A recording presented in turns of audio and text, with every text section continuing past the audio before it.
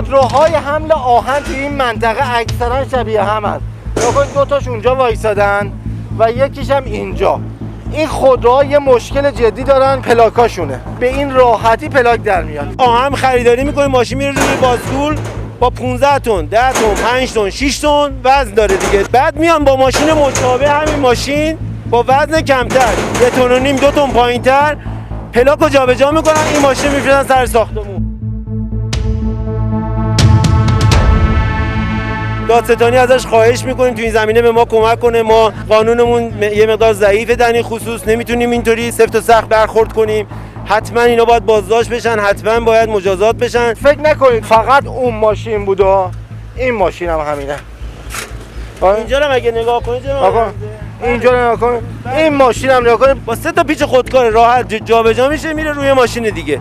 اتحادیه آهن‌آلات اصولا نظارت داره رو آهن فروشی‌ها، ولی این وسیله حمل و نقل زیر نظر اتحادیه کامیوندارانه. یعنی اینا بدون اطلاع این مغازه‌های آهن فروشی دارن این کارو میکنن، یا ببین با مال خودشونه یا با آقای زیر مجموعه شما میشه. نه ببین ایشونه واند یا پلیس راهور باید ایشونو بگیره بخوابونه.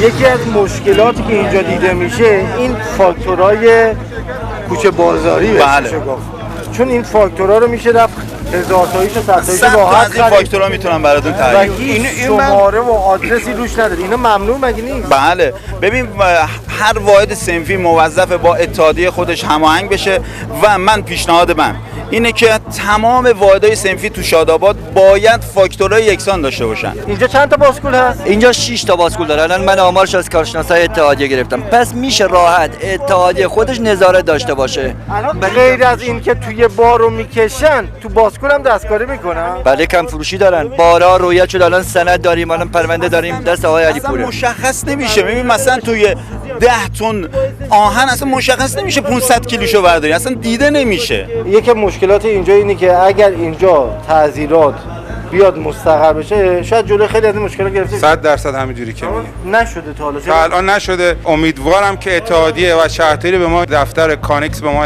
بدن که ما بازاتمون رو بیاریم اینجا مستقر کنیم.